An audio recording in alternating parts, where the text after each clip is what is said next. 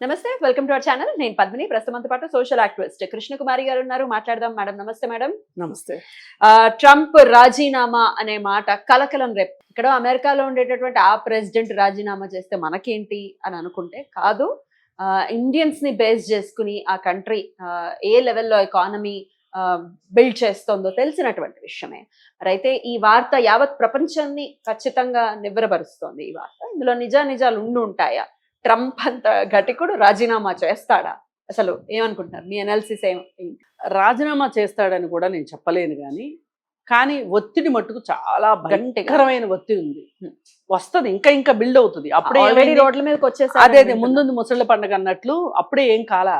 ఇళ్ళ రగ్గానే పండగ కాదంటారు చూసారా, ఆ విధంగా ట్రంప్ ఏదేదో ఊహించేసుకున్నాడు.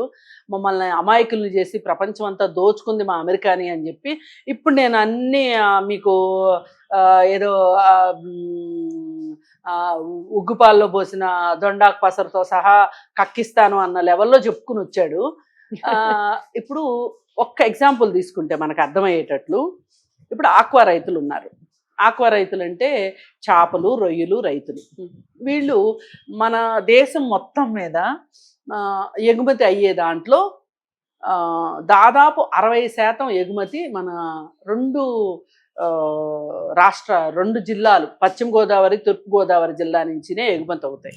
ఎక్కడెక్కడ వాళ్ళు వచ్చి అక్కడ ఆక్వా సాగు చేశారు.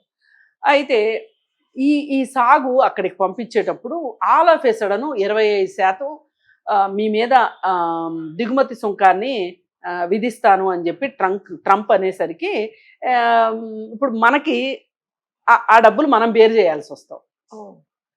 కిలోకి 200 రూపాయలు అనుకోండి, సుంకం 25% అంటే 50 రూపాయలు పోద్ది. అంటే 150 రూపాయలు మనకు వస్తాయి ఎగ్జాంపుల్కి. అయితే మనకి ఆల్ ఆఫ్ ఏ సడన్ 50 రూపాయలు తగ్గిపోతే మనకి ఇంకేం మిగులుతుంది అనే భయంతో వీళ్ళు ఆలోచిస్తున్న టైంలో అక్కడ వాళ్ళు ఏం చేశారు అంటే, ఇంపోర్ట్ చేసుకునే వ్యాపారస్తులు ఉంటారు కదా, వాళ్ళు ఏమన్నారు అంటే, లేదులే మీరేం భయపడమాకండి, ఆ 25% ఇంపోర్ట్ ట్యాక్స్ని మేము భరించుకుంటాము, మేము రేట్లలో చూసుకుంటాము, మీకేమీ డబ్బులు తక్కువ చేయము అని చెప్పారు. సరే వీళ్ళు ఊపిరి పీల్చుకున్నారు. వీళ్ళు ఊపిరి పీల్చుకున్న తర్వాత ట్రంప్ మళ్ళీ ఏం చేశాడు, నేను ఇంకో 25% పెంచుతాను అన్నాడు. ఇప్పుడు ఇంకో 25% పెంచుతాను అన్నప్పుడు వాళ్ళు ఎందుకు భరిస్తారు? ఈ 25% వీళ్ళు భరించుకోవాలి. అంటే ఇప్పుడు వీళ్ళకి 50 రూపాయలు దండగా, వాళ్ళకి 50 రూపాయలు దండగా. అయితే అది దేశానికి వెళ్తుంది అనుకుందాం, పోనీ తప్పులేదు, సుంకాల రూపంలో దేశానికి వెళ్ళడం మంచిదే. కానీ ఇది ఇండైరెక్ట్గా ఏం జరుగుతుంది అంటే, అక్కడ బిజినెస్ మ్యాన్ నేను భరిస్తా అన్నాడు అంటే వాడి జేబులో తీసేస్తాడా? ఇవ్వడగా. ఏం చేస్తాడు? రేటు పెంచుతాడు. అక్కడ రొయ్యల రేటు పెంచుతాడు. ఇన్ని డాలర్లు ఉన్నదాన్ని ఇన్ని డాలర్లు చేశాడు అనుకోండి. ట్రంప్ వచ్చిన తెల్లారి నుంచినే పిచ్చి పాటలన్నీ పాడుతుంటే, నేను వాళ్ళని పంపించేస్తాను, వీళ్ళని పంపించేస్తానని కొంతమందిని ఫ్లైట్లు ఎక్కించి పంపించాడు కదా, యుద్ధ విమానాలు ఎక్కించి పంపించాడు కదా. అప్పుడు పాల రేటు విపరీతంగా పెరిగింది. అంటే పాల రేటు ఎందుకు పెరిగింది అంటే, ఇప్పుడు అక్కడ అనధికారికంగా వెళ్ళిన వాళ్ళే అట్లాంటి చోట అలాంటి గడ్డు పనులు చేస్తూ ఉంటారు. గేదెల దగ్గర పనులు చేసేది, వ్యవసాయంలో మోటు పనులు చేసేది వీళ్ళందరూ చేస్తారు. అంటే చీప్ లేబర్ అన్నట్లు. ఈ చీప్ లేబర్తో చేయించుకుంటేనే వాళ్ళకి ఉత్పత్తి తక్కువకు దొరుకుతుంది, తక్కువ డబ్బులకు ఉత్పత్తి అవుతుంది. మ్యాన్ పవర్ చీప్ గా దొరికితే వాళ్ళకి ప్రొడక్షన్ కాస్ట్ తగ్గుతుంది. ప్రొడక్షన్ కాస్ట్ తగ్గితే రేటుకి ఇచ్చేస్తాడు, కాస్ట్ తక్కువలో దొరుకుతుంది. ఇప్పుడు నేను వాళ్ళెవరితో నేను పని చేయనని వాళ్ళని పంపించేసేసరికి అప్పటికప్పుడు మీరు పనిలోకి రండి అంటే మీరు ఇంత ఇస్తేనే వస్తాము అని చెప్పి డిమాండ్ వచ్చింది. దాంతో పాల రేటు విపరీతంగా పెరిగింది, కూరగాయల రేటు పెరిగింది, అన్ని రేట్లు పెరిగాయి. అప్పుడు కొంత వీడు వెనకం చేసినట్టు కనిపించాడు ట్రంప్. మళ్ళీ మొదలెట్టేశాడు, మళ్ళీ పేటరేగిపోయి మాట్లాడుతున్నాడు. అసలు నేను పెద్ద ప్రపంచం మొత్తం నాదే ఏకఛత్రాధిపత్యంగా ఏళ్తున్నాను అన్న రీతిలోనే మాట్లాడతాడు, సవాళ్ళు వేస్తున్నాడు కదా వాడు. ఇప్పుడు మళ్ళీ నేను మాట్లాడుతుంది ఒక్క ఆక్వా గురించే నేను మాట్లాడుతున్నాను. మిగతా ఎన్ని ఉంటాయి కదా, కొన్ని కూరగాయలు, అరుదైన కూరగాయలు ఉంటాయి, మళ్ళీ మందులు ఉంటాయి, అట్లాగే చేతి వృత్తులతో చేసేవి ఉంటాయి, ఇవన్నీ కూడా ఉంటాయి కదా. మరి వాటన్నిటికీ రేట్లు పెరిగినాయి అనుకోండి, వాళ్ళకి అమాంతం కాస్ట్ ఆఫ్ లివింగ్ ప్రతి వ్యక్తి మీద ఒక $500 ప్రతి కుటుంబానికి పెరిగింది అనుకోండి, వాళ్ళకి ఎంత నష్టం? అవును. వాళ్ళు 5 ఊరుకోనే పరిస్థితి కూడా ఉండదు. ఉండదు. అలాగే బయటకు వస్తున్నా. అలాగే నేను లాస్ట్ 4-5 రోజుల క్రితం వీడియో చేసినప్పుడు కూడా వేరే చోట అసలు అమెరికాలో అంతర్యుద్ధం వస్తుంది అన్నాను. జరుగుతుంది. జనం ఊరుకోరు. మనం ఏదో జ్యోతిషాలు చెప్తున్నామని కాదు. ఇప్పుడు విపరీతంగా కాస్టులు పెంచేస్తుంటే ఎలా భరిస్తారు ప్రజలు? ఇప్పుడు ఈ ఆక్వా రైతుల గురించి చెప్పాను కదా, ఇంకా మిగతాయి ఇలాగే. ఇప్పుడు మందులు అసలు అన్నిటికన్నా ముందు నేను ఇప్పటికిప్పుడు ఫార్మా వాళ్ళ మీద మీకు వేయట్లేదు కానీ ఇంపోర్ట్ ట్యాక్స్ ఫార్మా సంగతి కూడా చెప్తాను అని చెప్పి బెదిరించాడు. కానీ ఫార్మా వాళ్ళు గనక కొంచెం వాళ్ళు సరుకుని హోల్డ్ చేసుకోగలిగితే గనక అసలు అవునయ్యా నువ్వు అంత ట్యాక్స్ వేస్తే మేము పంపము అంటే అక్కడ అల్లాడతారు ప్రజలు.